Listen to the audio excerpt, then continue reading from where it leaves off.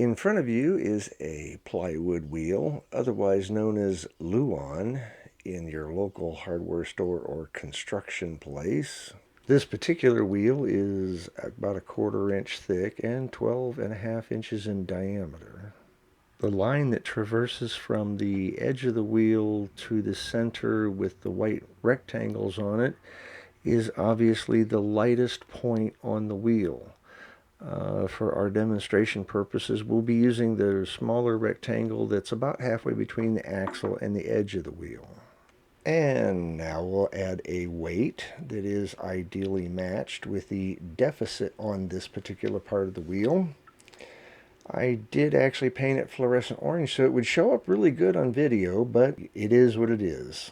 And now that we have our weight in place, we'll give it the old roulette wheel routine so you can see for a moment that it is pretty well in balance. There is still a slight variation, and it's mainly because the wood density changes with humidity, so the ultimate point of balance can change a little bit.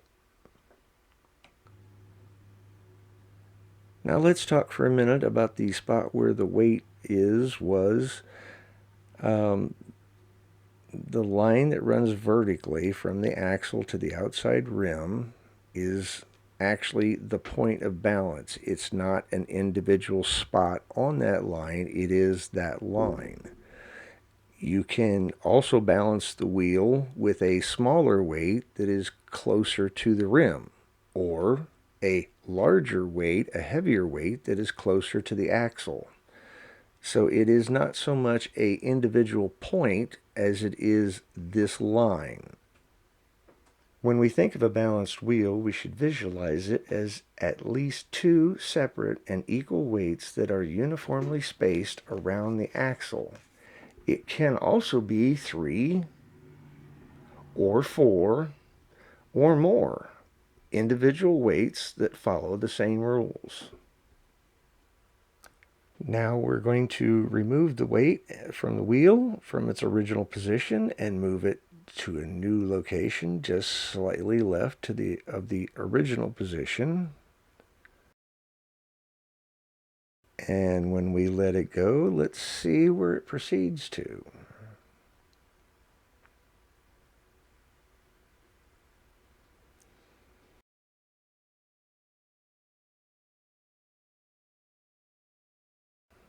With the weight in its new position, it actually has locked the wheel into a new center of gravity. What's fascinating about this is that the weight can actually move farther and farther straight down as long as it is a line that is perpendicular to the radial line that goes from the axle to the rim.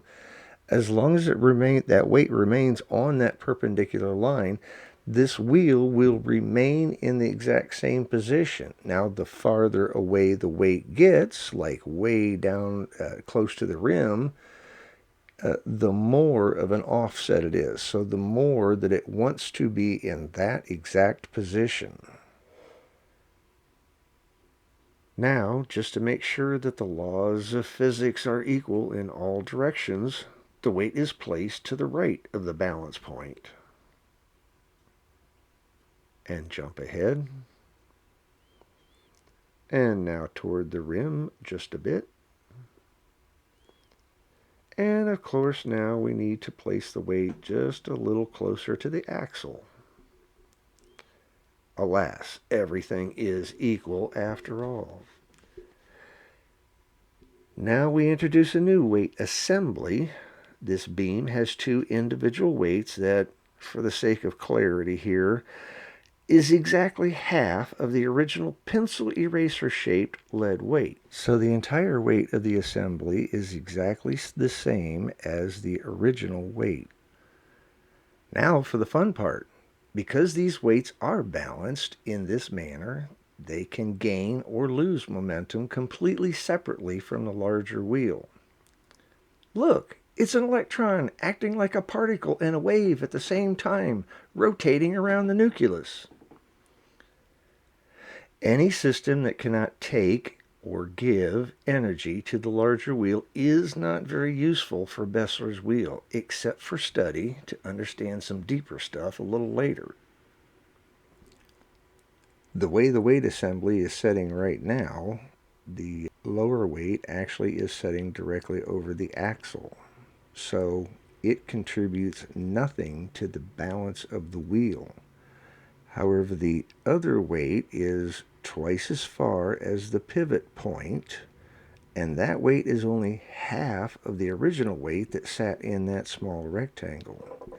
To further illustrate our point on the weight beam assembly being very isolated from the larger wheel, watch as we rotate this a few times and note that the beam weight assembly tries to maintain its initial position until a spot of friction, of course, grabs it and throws it into the rotation of the rest of the wheel.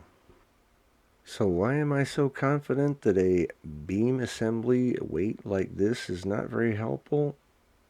Let's say I've tried a few things.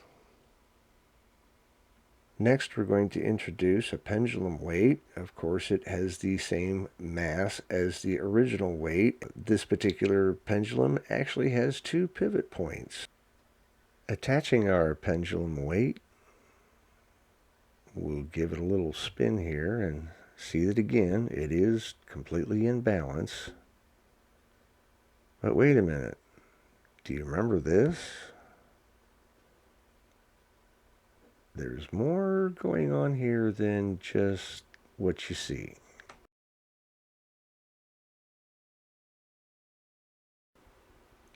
Did you see that?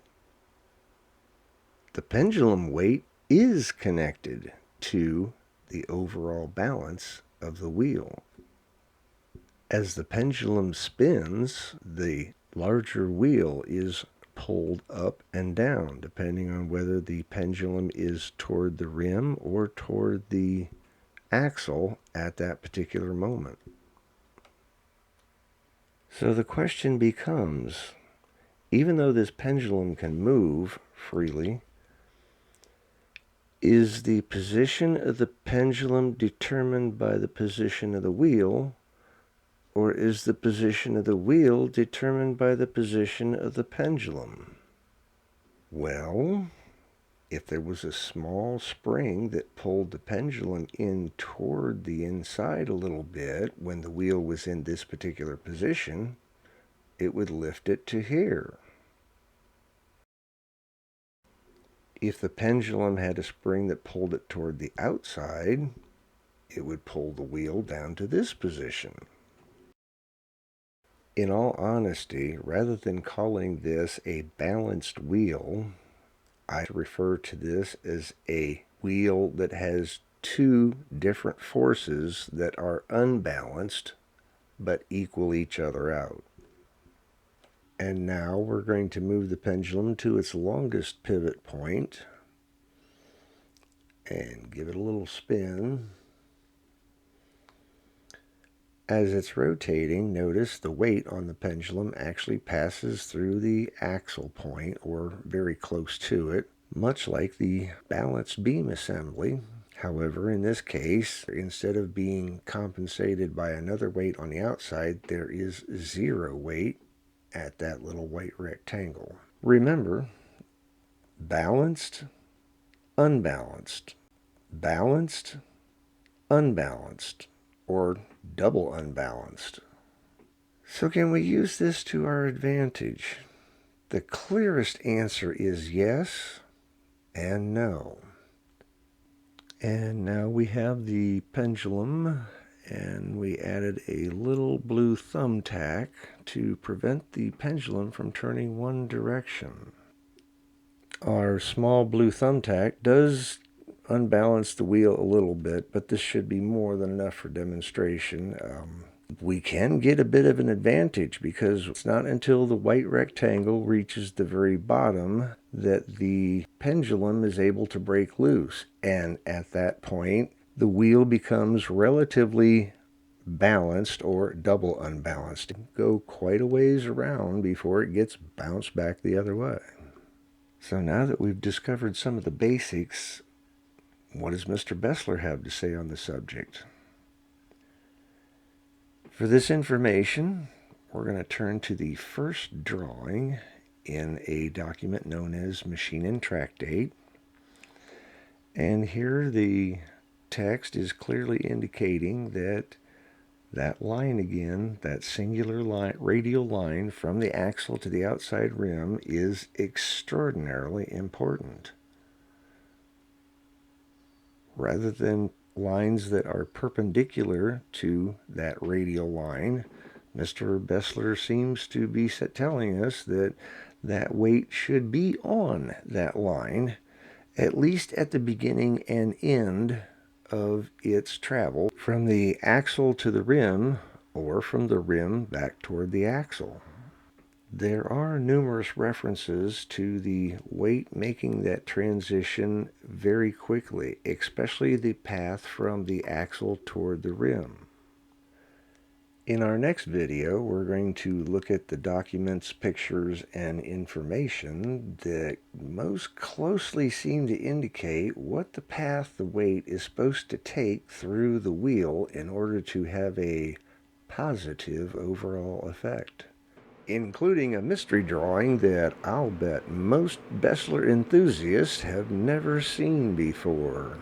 And as always, don't forget to hit that subscribe button and click the notification bell for the next available video. We'll catch you next time. Thanks for watching.